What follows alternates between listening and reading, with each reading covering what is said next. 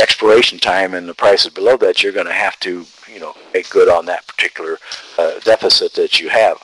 Now, we're going to only look at a couple of others, and one is ExxonMobil. ExxonMobil is kind of a favorite of mine. I think it's kind of one of those blue chip stocks, and I think they do a lot of right things. You can see there where we have the range in ExxonMobil, kind of similar to what we had in Occidental. We have the general highs in the vicinity of 75, and if you follow the cursor down here on that line, the lows around 65. So those are kind of the brackets that you will see on ExxonMobil, in which you could also do the same kind of thing with trading if you determine that that's the type of trading you want to do. If you're into options, and if you want to use the, take advantage of the swings in the market and take advantage of the fact that options, or that XOM is now at the bottom of the range around the 65 area, and when I looked at the screen, the price was right at 65, you could sell a February put, 65 put, and get $1.53. That means that between now and February 20th or thereabouts, you would hope that the market does not go below there so you can collect the premium. Or if, on the other hand, you could buy a 65 call at $1.17.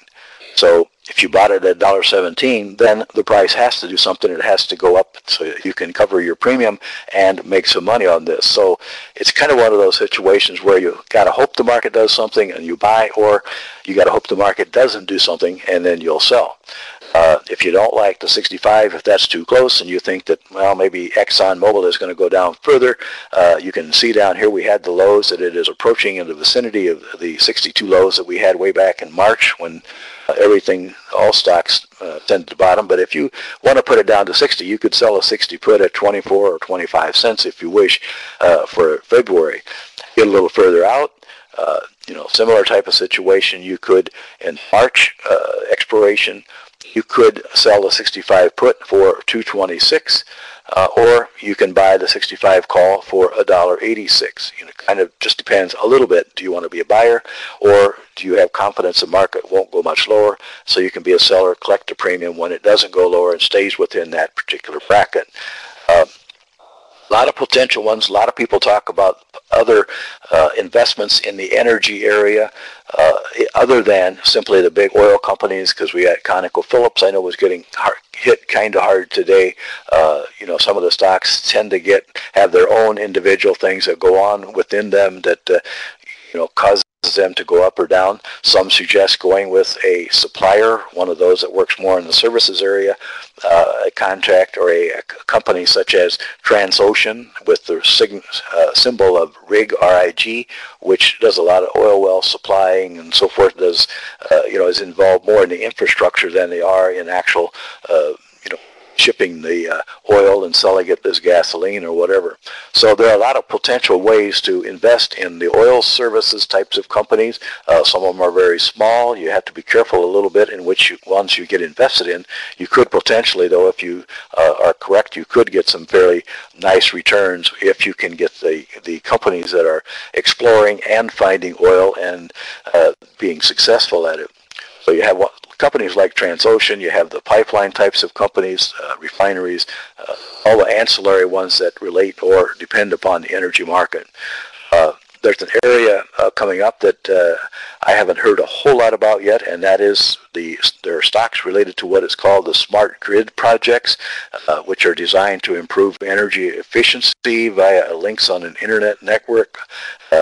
The government itself is pumping $18 billion into the energy and infrastructure sector, so you're likely to hear more in the energy sector for investors in the time coming up, and specifically on the smart grid types of projects that are coming up.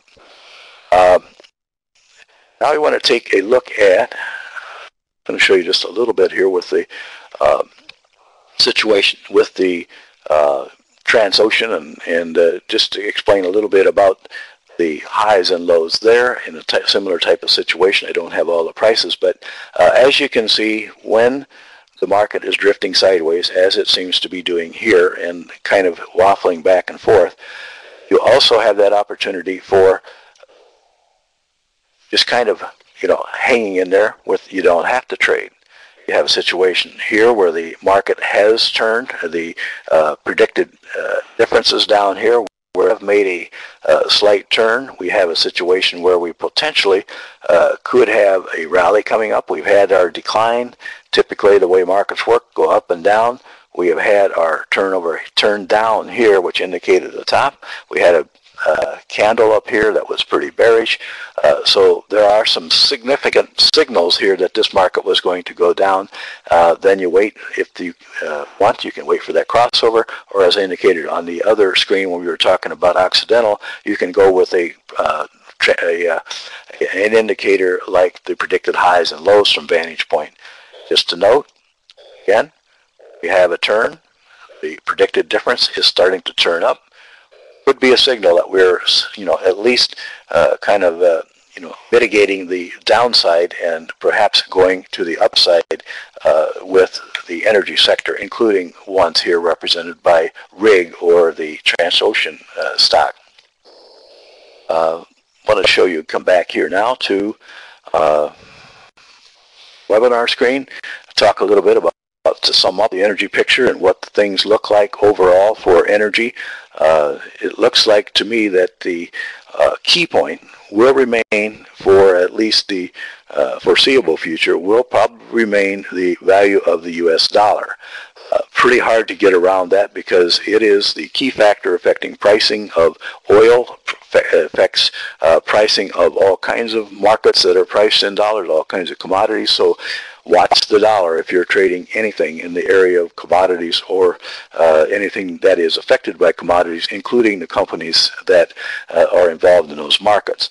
The other things that obviously affect the energy picture will be any signs of economic recovery or lack of. Day kind of tends to bring a different news story that comes out. Sometimes it's positive, sometimes negative. So you got to watch for the signs and see how they kind of tend to shape up. Global oil supply demand balance.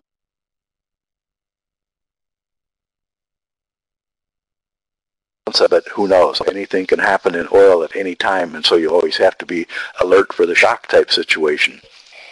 China is a big buyer, has been a big buyer. What will they do? They're trying to cool off their economy according to reports that we have. What will they do in the future? Will that affect the global supply-demand balance?